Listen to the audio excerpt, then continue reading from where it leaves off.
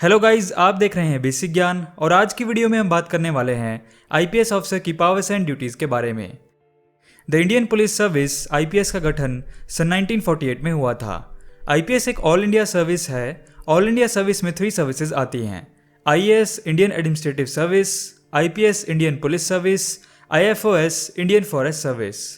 All India service को लेके काफ़ी लोगों में कुछ कन्फ्यूजन है।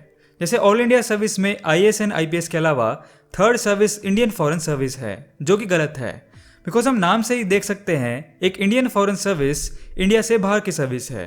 ये ऑफिसर्स फॉरेन कंट्री में इंडियन एम्बेसीज में पोस्टेड होते हैं और ऑल इंडिया सर्विस का मतलब होता है वो सर्विसेज जो इंडिया में अलग अलग जगह सेंट्रल और स्टेट गवर्नमेंट दोनों के लिए सर्व करते हैं। आईपीएस की कैडरे कंट्रोलिंग अथॉरिटी है ministry of home affairs. IPS Indian police service India की इंटरनल सिक्योरिटी सिस्टम में एक हाईली रेप्यूटेड यानी अत्यधिक प्रतिष्ठित पोस्ट है।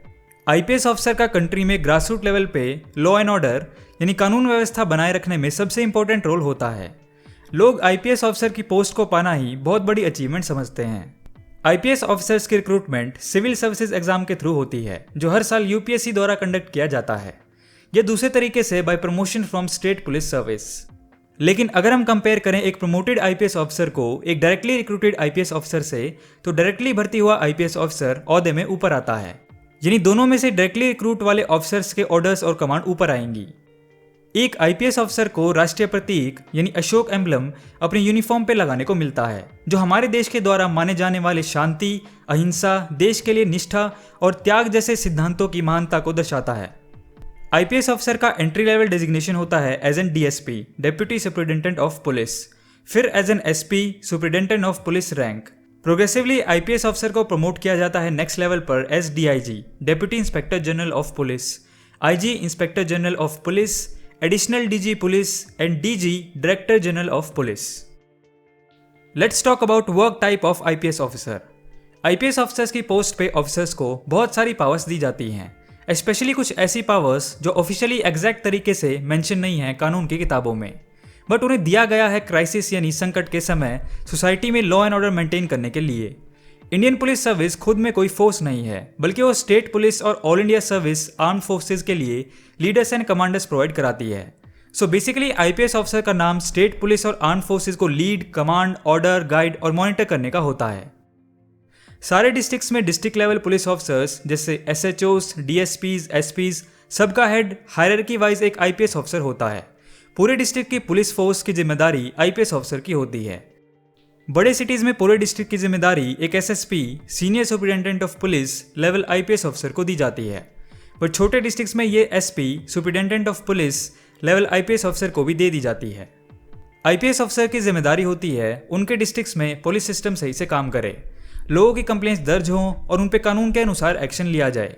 अगर पुलिस प्रशासन सही तरीके से काम नहीं करता है, जैसे किसी पर्सन की एफआईआर दर्ज नहीं की जाती या फिर किसी से रिश्वत ली जाती है, तो उस चीज़ की कंप्लेन वो डिस्ट्रिक्ट एसपी आईपीएस ऑफिसर के पास कर सकते हैं। Powers and functions of IPS.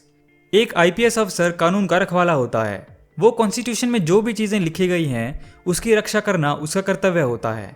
Powers की बात करें तो सबसे बेसिक पावर एक डिस्ट्रिक्ट के आईपीएस ऑफिसर के पास ये होती है कि अपने डिस्ट्रिक्ट के अंडर आने वाले सारे स्टेशन हाउसेज ऑफिसेज यानी पुलिस स्टेशन की इन्वेस्टिगेशंस को अपनी मर्जी से ओवरटेक कर सकते हैं। कई लोगों को यूं लगता है बेसिक जो पुलिस सिस्टम होता है सिर्फ उसको हेड करने का काम आईपीएस ऑफिसर्स का होता है, बट ऐसा नहीं है। आईपीएस ऑफिसर्स की बहुत ज़्यादा जिम्मेदारियां होती हैं। बेसिक क्राइम रिलेटेड पुलिसिंग तो उसका सिर्फ एक छोटा सा पार्ट है। टाइम के साथ साथ इंडियन पुलिस सर्विस के फंक्शंस और ऑब्जेक्टिव्स में अपडेट्स आते रहते हैं। इनमें से कुछ मेन फंक्शंस हैं: सारे इंटरनल सिक्योरिटी डिपार्टमेंट्स जैसे state border security, VIP security, counter terrorism, border policing, railway policing, smuggling, drug trafficking, disaster management, biodiversity and environmental protection, सभी डिपार्टमेंट्स की रिस्पॉन्सिबिलिटी आईपीएस ऑफिसर की होती है।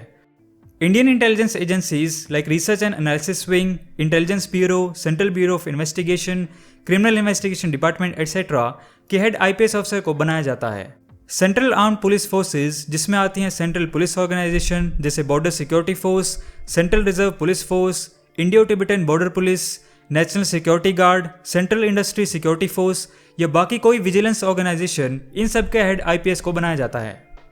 आईपीएस ऑफिसर्स दूसरी services जैसे Indian revenue service, Indian forest service उनके साथ मिलके पुलिस सिस्टम का कोऑर्डिनेशन बनाते हैं ताकि ऐसे काम जिनमें दोनों अथॉरिटीज़ की ज़रूरत है वो फटाफट हो सके।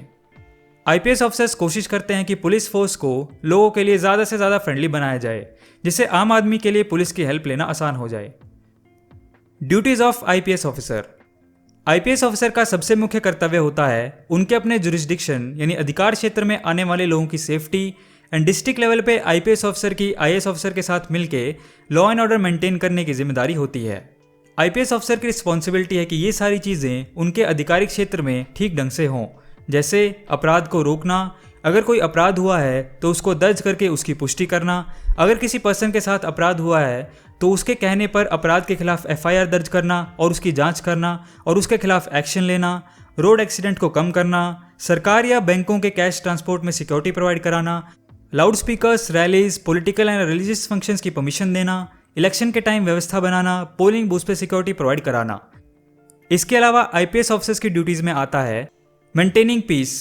आईपीएस ऑफिसर अपने एलोकेटेड डिस्ट्रिक्ट में ओवरऑल पीस मेंटेन करने में महत्वपूर्ण भूमिका निभाते हैं और इससे रिलेटेड एक्शंस लेने के लिए डिसीजन मेकिंग प्रोसेस का आईपीएस ऑफिसर इंपॉर्टेंट हिस्सा होते हैं। Securities for VIP. आईपीएस की रिस्पॉन्सिबिलिटी होती है अपने स्टेट के चीफ मिनिस्टर और प्राइम मिनिस्टर अन्य वीआईपीज को सिक्योरिटी प्रोवाइड कराना। Disaster and crisis management. IPS officer की जिम्मेदारी होती है ये देखना कि प्राकृतिक आपदा जैसे संकट के टाइम सभी लोग सुरक्षित हैं या नहीं, इन्वेस्टिगेशन करके संकट के कारण का पता लगाना, राइट्स जैसे सिचुएशन में ज़रूरत पड़ने पे तुरंत आर्म फोर्सेस यानी एनडीआरएफ से मीटिंग करके हेल्प लेना। Implement the laws. IPS officers को अपने एरिया में ये सुनिश्चित करना होता है कि सभी रूल्स फॉलो किए जा रहे हैं या नहीं, जैसे कोई रोड सेफ्टी रूल्स या फिर कोई इन्वायरमेंट से रिलेटेड लॉ एटसेट्रा। उन्हें देखना होता है कि आम जनता को इन लॉज की जानकारी अच्छे से है या नहीं और लोकल पुलिस स्टेशन भी इन लॉज से अपडेट है या नहीं। Prevent public property. आईपीएस अफसर की जिम्मेदारी होती है सरकारी और पब्लिक प्रॉपर्टी की प्रोटेक्शन करना। अगर कोई उनको नुकसान पहुंचाता है तो उनके खिलाफ एक्शन लेना। IPS officers police act, PSO, CrPC etcetera के रूल्स को फॉलो करते हैं। इन्हीं एक्ट से आईपीएस ऑफिसर्स को अपने काम करने के लिए पावर्स मिलती हैं। एक आईपीएस ऑफिसर की 24/7 जॉब होती है। उनके पास अपनी पर्सनल लाइफ के लिए टाइम नहीं होता है बिकॉज जिम्मेदारियां ही इतनी ज़्यादा होती हैं। कई बार तो आईपीएस ऑफिसर को बिना ठीक से सोए कई दिनों तक लगातार काम करना पड़ता है। इसलिए आईपीएस ऑफिसर को हाई मेंटल स्ट्रेंथ के साथ साथ फिजिकल स्ट्रेंथ की जरूरत भी होती है। एक आईपीएस ऑफिसर को दिन में बहुत डिफरेंट टाइप के लोगों से मिलना पड़ता है। उसके लिए उनकी कम्युनिकेशन और मैनेजमेंट स्किल्स अच्छा होना बहुत ज़रूरी है। उन्हें कई बार बहुत जल्दी बहुत ही सेंसिटिव चीज़ों पर डिसीजन लेना पड़ता है, इसलिए हर टाइम अपना दिमाग ठंडा रखना उनके लिए बहुत ज़रूरी होता है ताकि सिचुएशन के अकॉर्डिंग वो बेस्ट डिसीजन लें। इन सब मुश्किलों के बावजूद आईपीएस एक ऐसी सर्विस है जिसमें पर्सन को बहुत ही हाई लेवल का इंटरनल सेटिस्फैक्शन मिलता है बिकॉज पुलिस सर्विस वो सर्विस है जो आम लोगों को इमीडिएट राहत देती है, उनकी प्रॉब्लम को सॉल्व करती है। आईपीएस ऑफिसर की सैलरी एंड बेनिफिट्स की बात करें तो सभी सिविल सर्वेंट्स को लगभग सेम सैलरी एंड बेनिफिट्स मिलते हैं।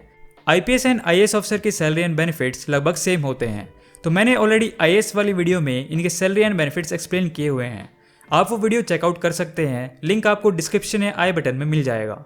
तो ये थे दोस्तों आईपीएस की पावर्स एंड ड्यूटीज़। पॉलिटी से रिलेटेड और वीडियोस देखने के लिए आप पॉलिटिकल साइंस की प्लेलिस्ट को चेक कर सकते हैं। तो मिलते हैं अगली वीडियो में एक ऐसे ही नॉलेजेबल टॉपिक के साथ। अगर आपको ये वीडियो पसंद आया हो, बेसिक ज्ञान को सब्सक्राइब करके बेल नोटिफिकेशन ऑन कर लें ताकि आपको आने वाली वीडियोज़ की नोटिफिकेशन मिल जाए। और ऐसे ही ज्ञान से भरी वीडियोज़ के लिए देखते रहिए बेसिक ज्ञान।